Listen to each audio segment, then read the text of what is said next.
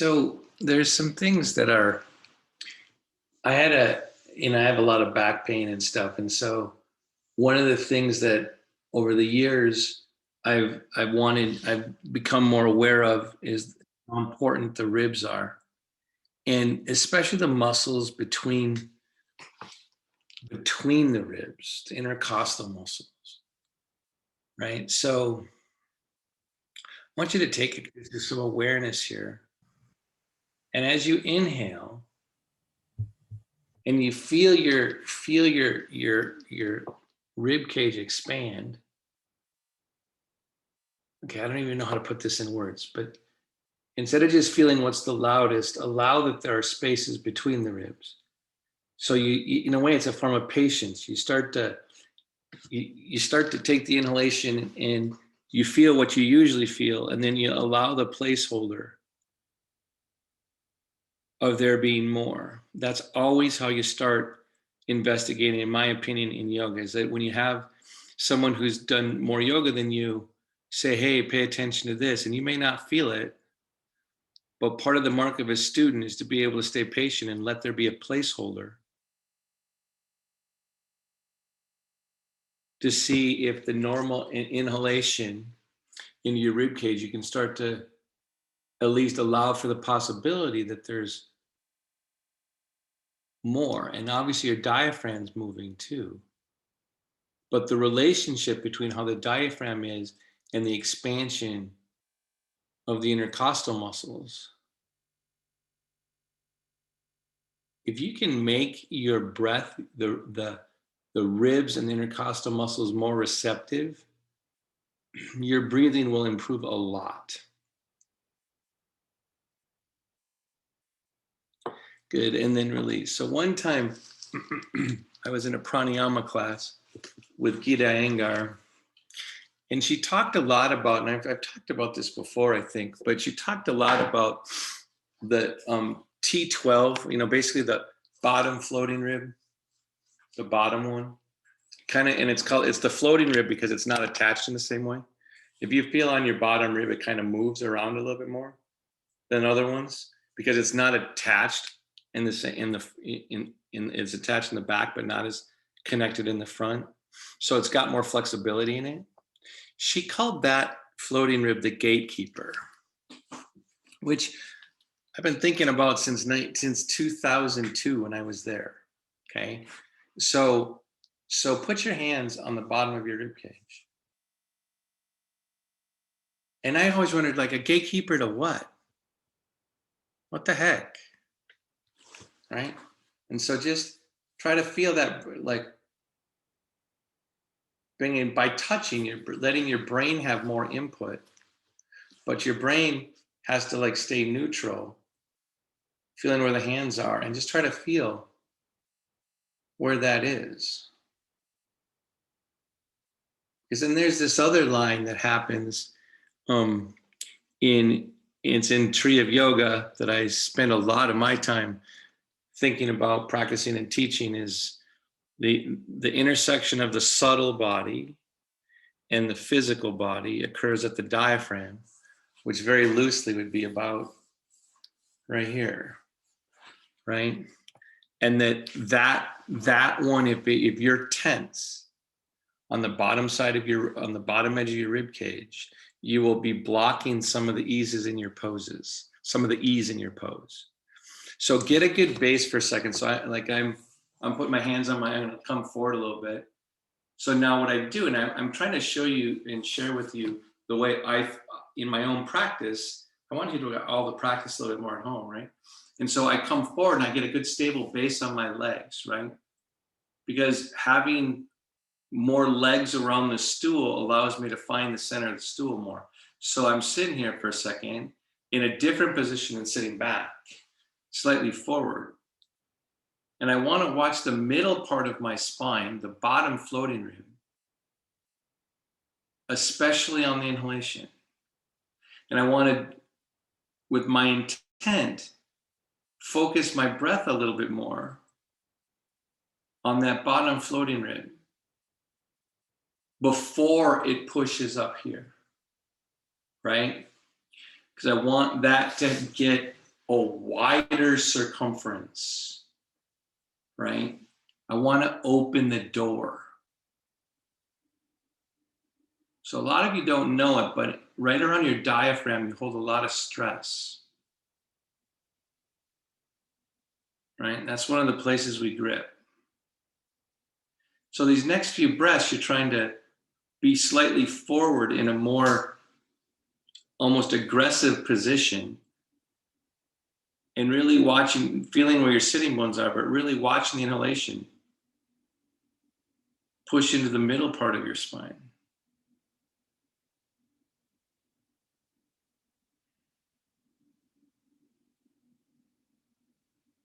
Now, when you become slightly more aware of that middle part, the bottom floating rib, on these next couple of breaths, I want you to push down to your sitting bones and lift your sternum, but do it from a sense of expansion on the bottom floating rib. So I want you to notice that. Let me say that again before I tell you what I want you to notice. I want you to feel your sitting bones, know where the center of your chest is. And as the inhalation expands around the bottom floating rib, I want you to go from there to hit down through the sitting bones and lift your chest.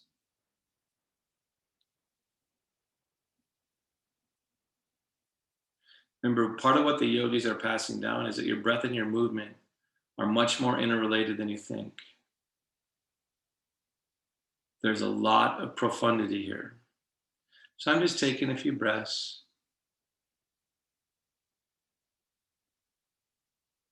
And part of what we're doing is we're trying to mark the bottom floating rib with this much slow awareness, right? Because when you start doing poses, it gets a lot harder. So we're literally trying to mark it into a more passive brain. So your brain will like be more attentive to that place through the poses. Now I hope that you're now got it synced up. So even when you inhale and feel it there, you feel it in the bottoms of your feet too. And up to under the collarbones. Now that kind of awareness I'm asking you to practice right now is not physical. Not exactly. It has to do with the subtle body. Right? And so you're just like doing both. Good. And then release. So come forward even more into some version of downward facing dog. So my hands are being on the table.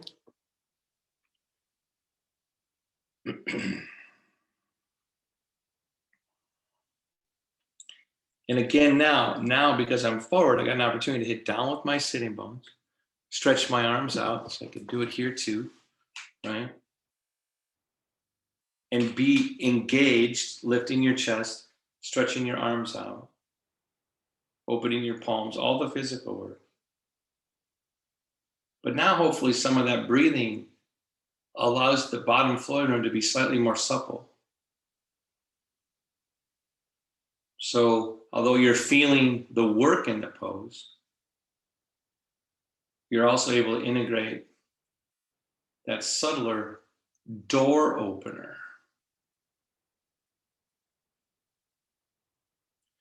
And you're taking some breaths. Good. So one of the things that helps generally is that when you're kind of aware of the intercostal muscles more, and one of the ones I have the most trouble with are up here, by the way, for me, right? I just want to open it up a little bit. So I want you to take your left arm up over your head, right? And really try to feel. Now this is more physical again. Really try to feel. And I've been doing this a lot the last few weeks, right? Like getting you more open on parts of your rib cage.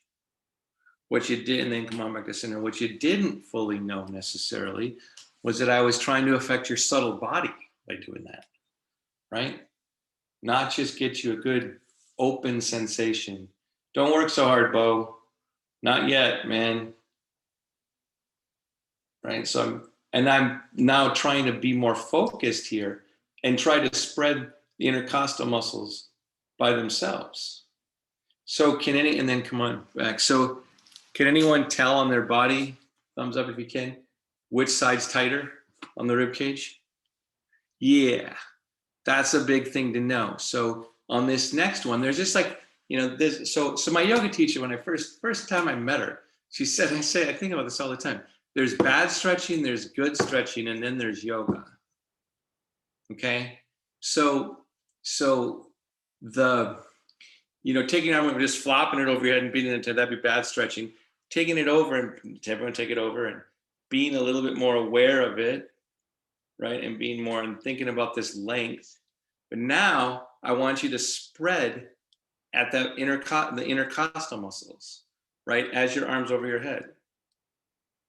How do you open these ribs like this, right?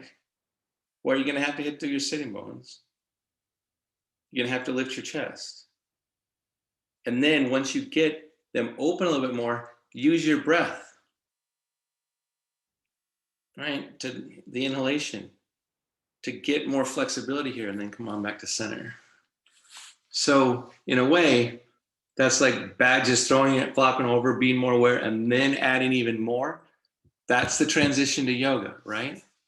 Okay, so go the other way. So you're over again, and you can kind of go, well, I'm really going to crank this stretch. I'm going to lengthen from the outside of my shoulder up to my elbow. That's all stretching, right? Now I want you to open and work to open right here. What do you have to do? You have to drop your shoulder blade. You have to like open there. And once it's more open, now I want you to use the bottom rib. Take a breath into that door opener and try to open even more on your rib cage. Good, and then release. Now, I don't know about you, but right now I feel a little bit lighter and floatier in my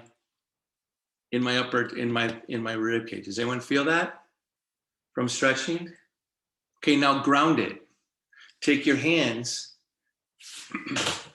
press it on your knees, not hard, but now keep that feeling of openness and introduce grounding. A lot of times when grounding isn't yogic, it shuts down the gatekeeper.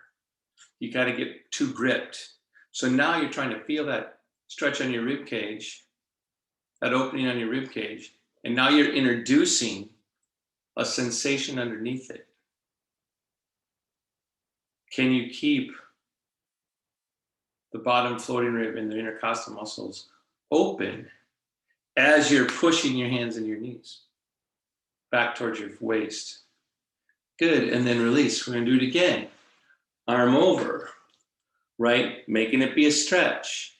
First making the stretch, and now really trying to actively spread this like a web, right? Open it up. Now, as you do that, make sure you ground your sitting bones. Now you got to be breathing here. So feel the breath into your open rib cage. Ground your sitting bones. Feel your feet, but don't let that steal the joy of the expansion of the expanding rib cage. And just take a couple more breaths into that. Good. And then back to center. So like if I were to not do the other side, I'd feel off the entire day. That last one I did the best. So I'm just going to take in, let it soak in like a sponge before I balance it on the other side. But the contrast from one side to the other is progress, right? It's me getting changed by my yoga practice, right? And then we're going to go the other way. So now I'm going to balance it out again, right? So this time we're doing all the things, getting the stretch part, the physical part, now trying to open the rib cage, especially by feeling the breath into the gatekeeper, the bottom floating rib. But then you're feeling your sitting bones and your feet, but trying to have that engagement not change the feeling of openness on the rib cage, and feel your breath.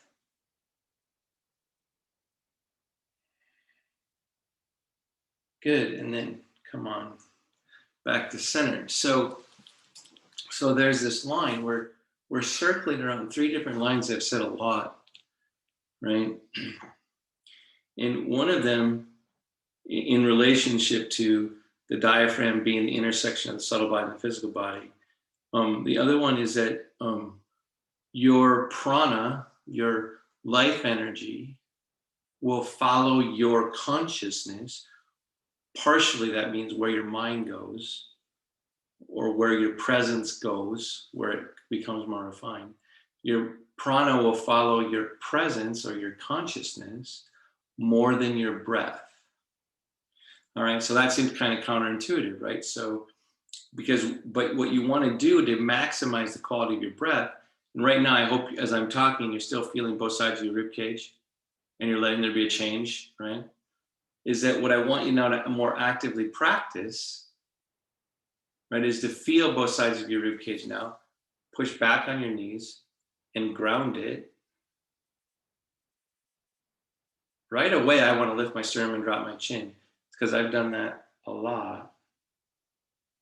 Because I know it activates both sides of my rib cage well, right? But what I want you to do, we're going to do it the one more time, right? But what I want is when in a second, when we're leaning over and then opening up the rib cage and feeling the whole body, I want you to more actively be present from starting in your intercostal muscles. Feel your feet and all the way up and be there, and then let your breath follow where your consciousness, how it filled the vessel first, right? So again, we're going to go over, up. Now we're keeping the arm bent because it maximizes physical space in the rib cage, right? But now we're not just stretching it, we're trying to open it, breathing into that bottom floating rib, right? Feeling that, but now starting from there, feeling the bottoms of the feet and underneath the collarbones. And now breathe. Every time you breathe, I want it to direct the water, I'm doing in quotes. The breath starts to guide the river into where your consciousness already was present. Good, and then release. So we're literally trying to practice how the rib cage and the bottom floating in particular can direct and open awareness to everywhere. A gatekeeper, right? And then go the other way. So I know we're going too slow, but there's a lightness that can happen when you integrate like this. So you got it open. I'm trying to open those muscles, be more aware of my breath, making sure the bottom floating rib is staying open. Now I want to put my consciousness through my sitting bones and my feet, the inner consciousness, not the judging consciousness. And then as I inhale and exhale, I want it to touch the whole vessel. My breath touches everything. It can. Good, and then come on back up. And again now, feel symmetrical. Put your hands on your knees. More gently this time, push back your knees towards your hips. I had to de-rotate, that's my scoliosis. Right, so now I'm going to breathe through each nostril into each lung, keeping both sides of my rib cage, awareness of the sitting bones and feet.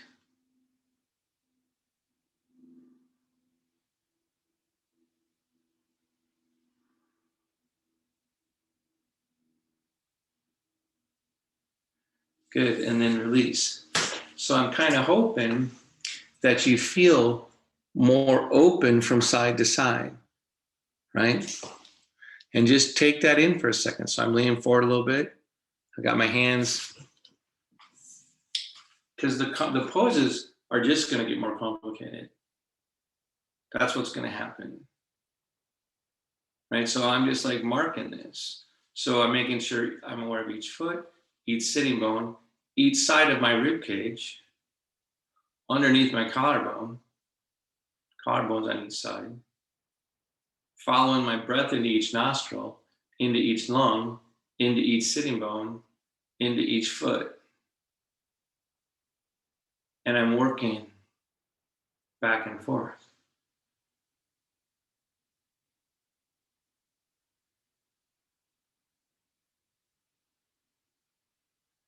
Good. And then release. So I don't know about you, but I feel a little bit lighter. This kind of been kind of like a cleansing feeling, right? Now there's a reason. So more advanced practitioners are able to hold poses longer, not just because they can not waste as much energy flexing muscles, but also because they do it from this feeling. This actually helps you go upside down.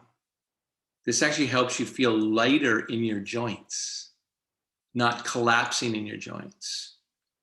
This like kind of subtle change is profound yogic awareness. And then you learn how to guide it through your muscles, which we're going to start doing. Because once you start making this more physical, I guarantee you, your bottom floating room is going to clamp down. The inside of your mouth is going to clamp down. You're not going to feel this lighter feeling as much.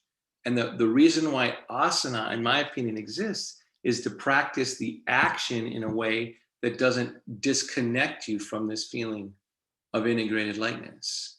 That's why asana is one of the limbs. Because when you start working physically, you're going to collapse this feeling. That's okay, right? But I want you to feel it dynamic. All right. So now we're going to get more active. So we're going to do more of a downward facing dog. So I'm doing it on the table. You do it on your legs if you want, right? And then you got all these instructions, right? So once I start to really feel my sitting bones, lift my chest, broaden across my collarbones, roll the shoulder blades down, broaden between the shoulder blades, right? Oh my God. I'm telling you right now, I can only feel tension in my bottom floating room, right? I got to like now do all that, broaden across my sacrum, open my palms, extend my fingers, whatever I'm doing. And now it's like, oh my God, I don't want to close down the gatekeeper. I want to open it. Nudging it with my breath, extending action through my body. That's how I'm going to actually make it come into the world. So I'm breathing. Good. And then release. And there are going to be positions that are harder to, when you get more active. So lean over to the right. Same thing, but now this time you go this way. So this kind of is allowed to keep you open, right? You can kind of feel that. But once I go like this, what's happening on the bottom side of my rib cage? Right? So I'm leaning over. How do I breathe into the bottom floating rib to feel my sitting bones? Once I can do that, can I find my feet? The straight arm, now bend and see how the bend makes for less discipline in the rib cage. Can you feel that? It's more open but less focused. Here comes the pose into more clarity. But I got to make sure it doesn't make me heavier. Good, and then release. Whew, got to feel that for a second. Okay, now I'm going to do it the other way. So now what we've done, we're trying to stay open and symmetrical. I've been teaching this a lot, right, for the last like couple months. So now we're here. That's easier to stay open. When I go here, I got to work, right? I got to open. And my bottom side has to communicate with my top side. And then I have to hit down through my sitting bones, down through my feet and lengthen. And when I have the train tracks of the asana, now I'm going to have my breath reach. As soon as I inhale, I want to feel the bottoms of my feet and the tips of my fingers. I want to use the gatekeeper to spread awareness. Good. And then come on back up. Be in the center. Hands on your knees. Hit back. So upward facing dog, right? A forward bend that opens the hood of the chest more is right around here right now. So as you're hitting on your knees, back where your knees to your hip socket, I want you to lift and open right here. Now, I want you to put your awareness in your sitting bones and feet. Now I want you to add slightly more awareness of breathing into the bottom floating rib. Balance your head over your neck.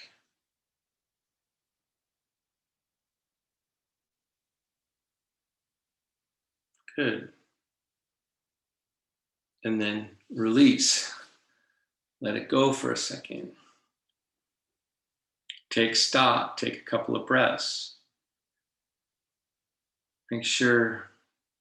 So I've got my left side of my rib cage is kind of disjointed relative to the right. That's because I have scoliosis. I can feel it right now. So I'm going to use my breath, and you got to find whatever doesn't feel symmetrical on your body. It's going to be different for everybody. I want you to use the idea of increasing the circumference of the inner edge of your rib cage on your inhalation to like give yourself an adjustment of awareness equal on each side of your body. So as I don't breathe as well into the inner circumference of the left side of my rib cage, I have harder time being aware of my left foot. So I'm trying to fix that right now. I'm trying to use my breath, equalness in my breath and rib cage to touch my whole body.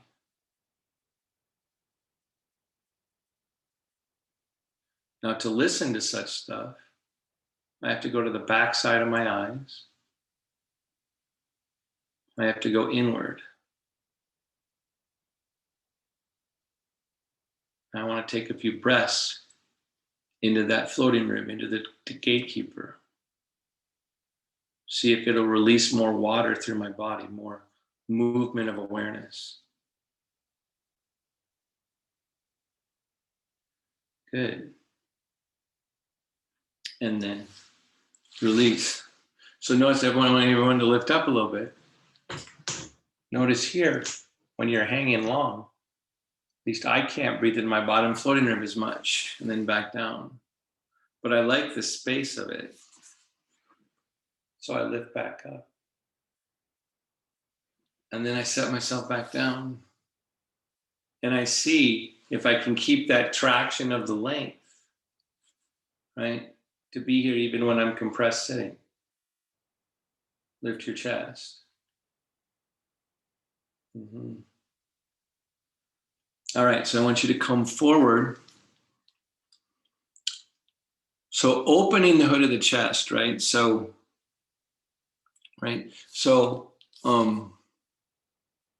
first, come on back up for a second. So I want you to just touch underneath your collarbones, right? So I've got my thumb and my index finger, right? And I've got it spread right here, right? And I want you to feel here, right? And so now I want you to try to make more space between where your fingers are touching, right? How do you broaden across here? Don't you have to do it from the back side of your body? From the back collarbones? That it's really actually hard to initiate the action just on the front. So I want each shoulder going wide into the room.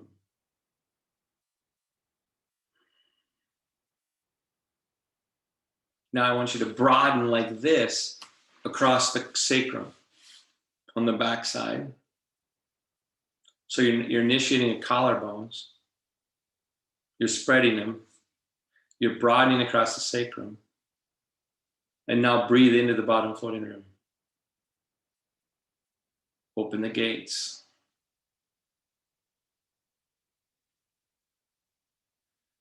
Good. And then release. All right, so an upward facing dog or in a back bend, I want you to come forward. And so there's going to be a lot of attention in upward facing dog at rolling the shoulders back and getting this open, right? So here, right, the tendency is just that you got to really broaden across the collarbones and take the head back, right? So this space here that we just tried to make more conscious, and I was telling you that it had to come a little bit more from behind the collarbones, right? And then release, sit, lean back forward. Okay, so now try to take your shoulders back. So that's just a stretch, right? When I actually take my arms behind my body, this lengthens for sure, right? So that's what it feels like when it stretches, right? So now when you come forward, now you're forward again. You want to do more than just stretch to open it. You want to broaden, hit your sitting bones down and lift your sternum up, and then keep lengthening the distance between your sternum up your neck and under your chin. As you do this, well, just feel that for a second. Now drop your chin. Does anyone feel that the weight comes into your sacrum again, or weight comes into your tailbone, right? So now knowing that, lengthen, broaden across the collarbones, front and back, across the sacrum, lift the chin, drop the shoulder blades down, right? Keep alert at the tailbone. Start looking back, looking up if it's okay with you, don't get dizzy. Now, this should be pretty physical, right? Now try to breathe into your bottom floating rib.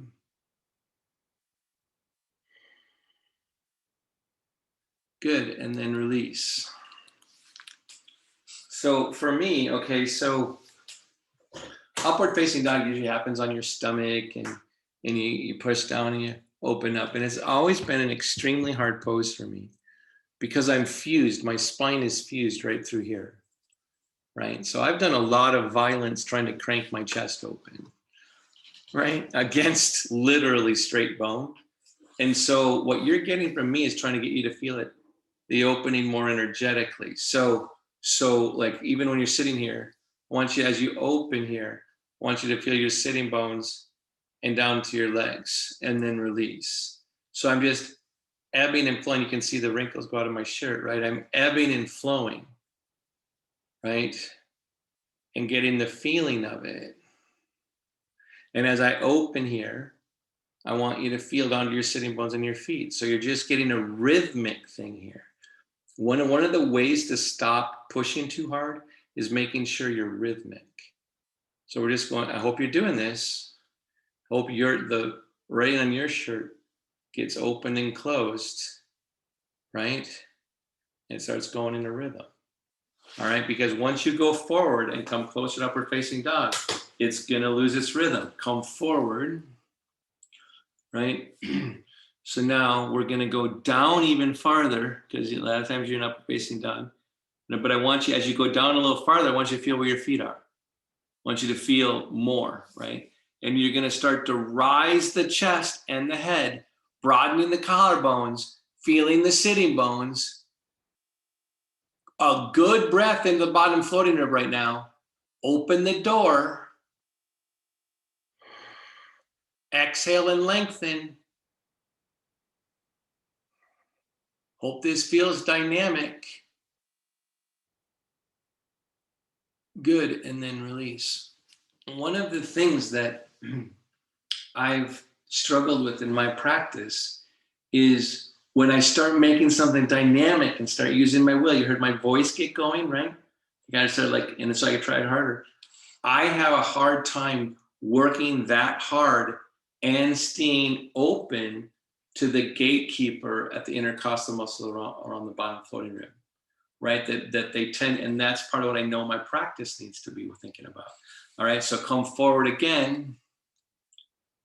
So I want to keep this feeling of lightness we've been earning for the first half of the class.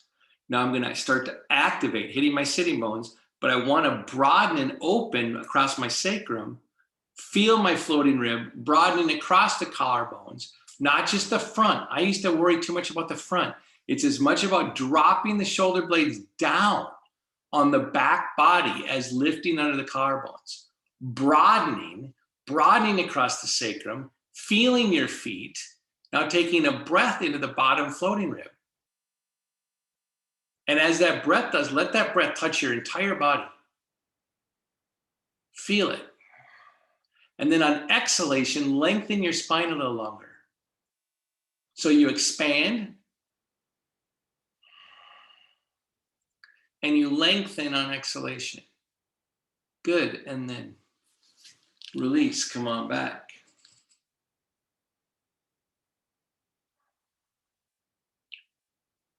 So I want to do a little bit more of a forward bending twist. So I want you to come down a little bit farther than you normally do. Okay, so I'm down here farther. Okay, and what I want, and then come on back up for a second. Let me say what I want for a second. What I want is for this twist to come from the rib cage, right? Which is different. You got to know where your spine is, know where that corridor is from that quieter place, and then dynamically turn the rib cage, right? But and then we're going to breathe into the bottom floating rib. So you're down, you're forward, right? Stay safe, right? And so now I'm going to, instead of cranking on my arms and shoulders, I want to take a couple of breaths before I go too much farther. And I want to feel both sides of my rib cage, right? Now I want to keep awareness, my presence in my sacrum, feeling both sides of my rib cage and turning my rib cage around the pole that's going right through my spine.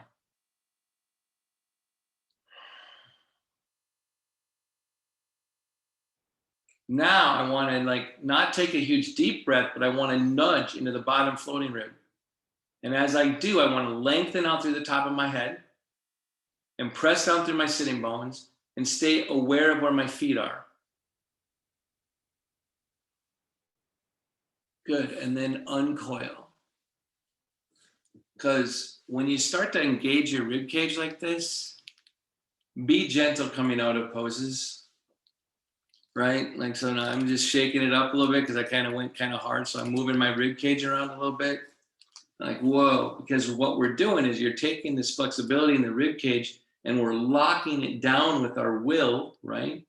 And then we're getting an opening from the diaphragm, but you want to make sure that you don't lock down too much. Because these are the things you learn when you do this a lot and you do it wrong,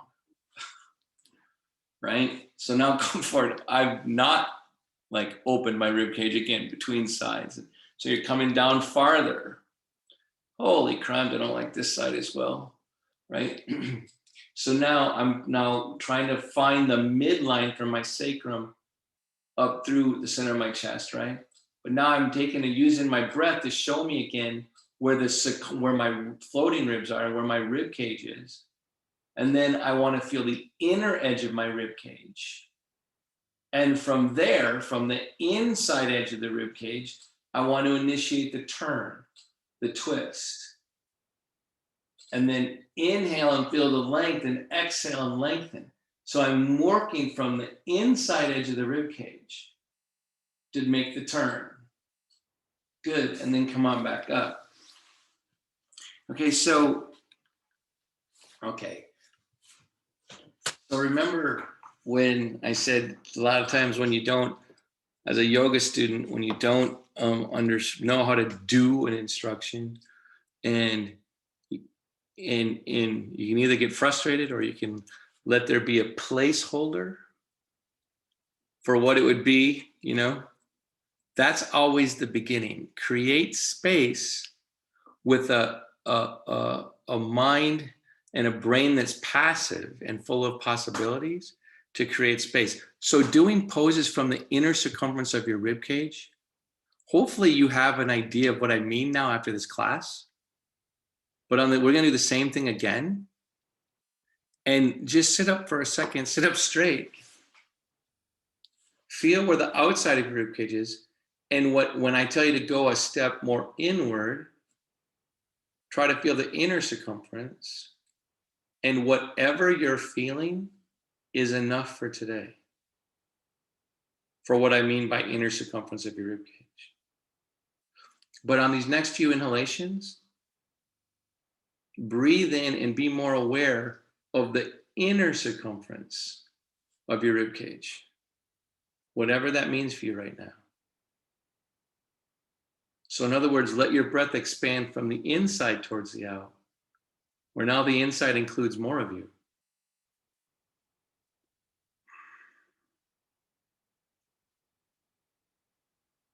There's a receiving that goes from inside to out. All right, we're going to do it again, same twist, right? Now I'm already on alert because I'm going to want to do this from an enhanced sense of whatever I believe the inner circumference of my ribcage is. And by the way, finding the inner circumference of your ribcage is an infinite process. So even though I've done it way more than you, I'm still a work in progress, right? There isn't a getting this. There's just different sensations. So come forward again. So you're way farther down forward than usual, and the arms out. And so if some of you want to take your arm up, I don't want you to, right? Don't, but notice how that would bring you to the outside of your rib cage. Everyone take your arm up for a second. As soon as I do that, I'm on the outside of my rib cage. Can you feel that? Right away. That is not what I'm teaching today, right? That's a revolved triangle pose, a revolved standing pose. I want the inside, so I'm down farther. And by the way, I'm getting down farther so my base gets deeper, so I can find the inner circumference of my rib cage. So now I'm lengthening my spine instead of trying to twist on the outside, which if I were to move my arm, I'd go to the outside. I want you to find deeper and start to rotate your torso from the inner circumference of your rib cage. And now on these next couple of inhalations and exhalations, breathe into that inner circumference, especially more by the floating rib. As soon as you go to the floating rib, you feel length out the top of your head and down to your sitting bones. The gatekeeper. Good, and then come on up. Take your arm all the way up. Over. Get that outside of your rib cage to come back, right? Back up and down. Just gonna feel that.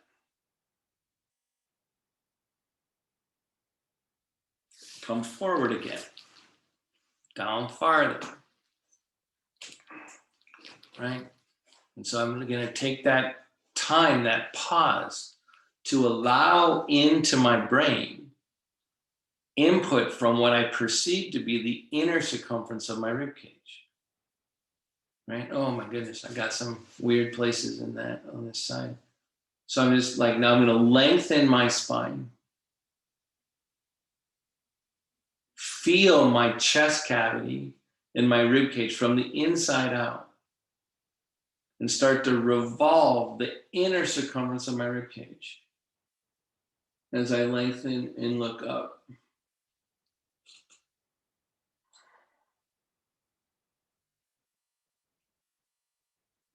Breathing into that bottom floating rib. Good, and then come on back up. Take your arm up, all the way up, over, right, and then back. So I like that contrast between when we're in and kind of grinding in that space that's more inward, and then that quick feeling of it outward. I want you to know that difference, right? Right, that there's a outside of your rib cage. And so now take your arm over your head. And that's what we did in the beginning of class. Now add the inside of your rib cage.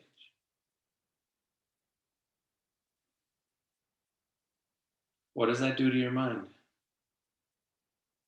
Good, and then come on back. Do the outside, the nice little stretch. Yeah, that's good. Find the inner circumference of your rib cage. Notice how that changes your mind. Good, and then come on back to center. And then length again. So some version of downward facing dog, where you're lengthening the low back. You can do it. I did it there on the table. All right. Come forward here. All right. Not trying to do upward facing dog though. Except now it's, I can see it. It says I can feel upward facing dog more than downward facing dog. Damn it. Good, and then come on back up. Sit in the center. So what happens, one of the reasons why I wanted that twist to be farther forward is that when you, for some reason, at least for me, that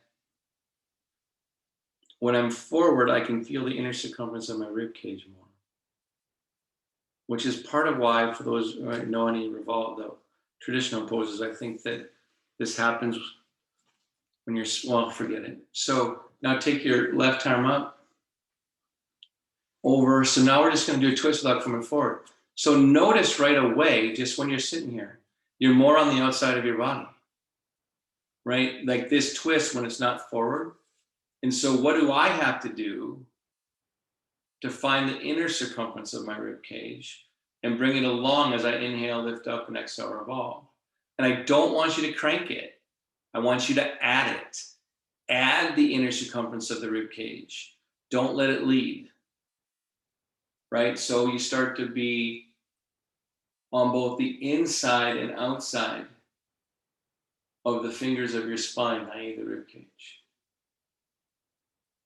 Good, and then come on back to center.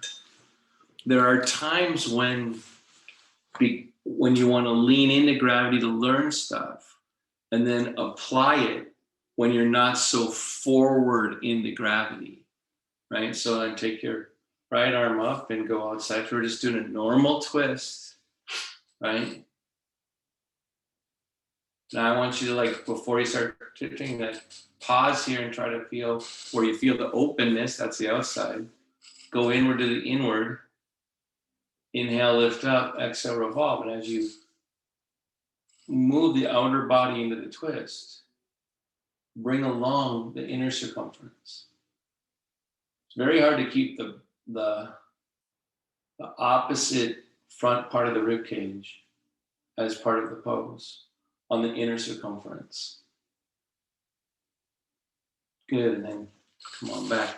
What did I just mean? I'm going to do other side again. I meant that when I'm twisting this way, the intercostal muscles on this side underneath are harder. So take the left arm up and bring it down. So I can, like, get the inside here more, right? But then when I have to inhale, lift up, exhale, revolve, I want to make sure I'm not just revolving the outside of my left front rib cage, that I have to go inward there. Good, and then come on back to center. And then right arm up. Exhale, turn. Do the pose you're used to, and then add the inner circumference. Good, and then come on back to center. Put a hand on each.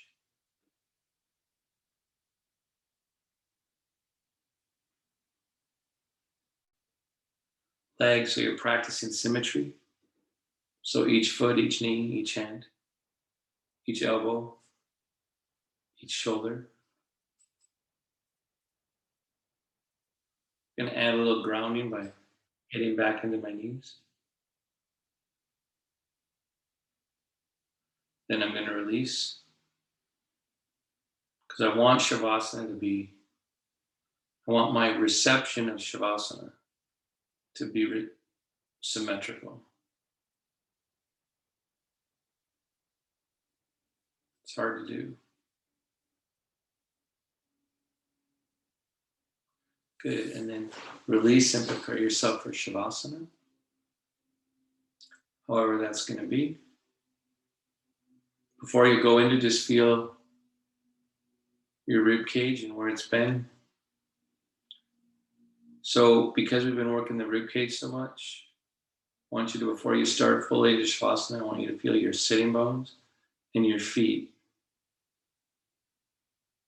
I want you to be more aware of what's underneath your rib cage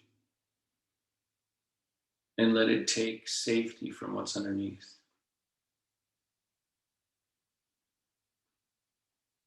Surrender your weight to the chair.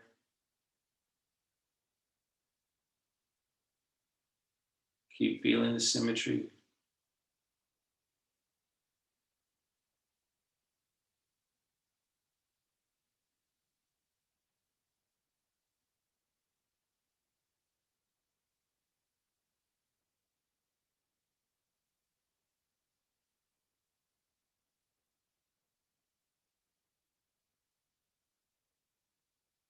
Soften the inside of your mouth.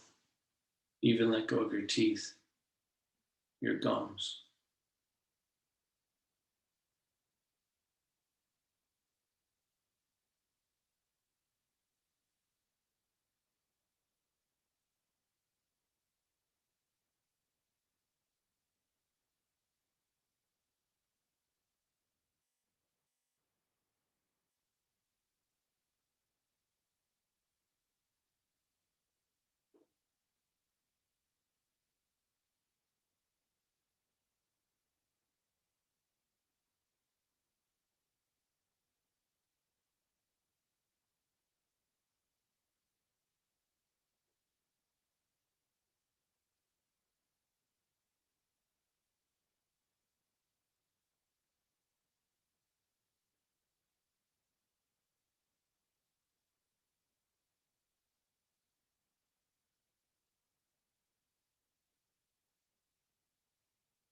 Feel your breath.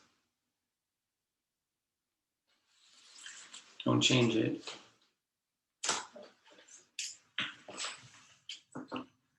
Thank your body. You're going to come out of this really slow.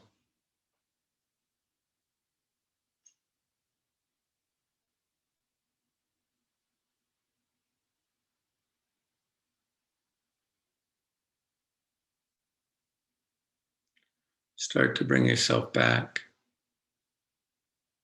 Slightly deeper inhalation, including the inner circumference of your rib cage.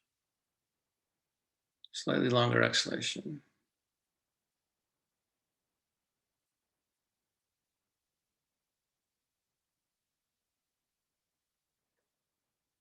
Make sure you're not tensing the inside of your mouth or around your temples.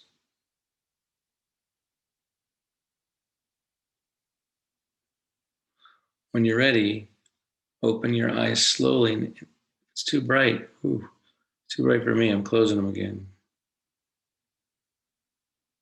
And I'm going to open my eyes on inhalation.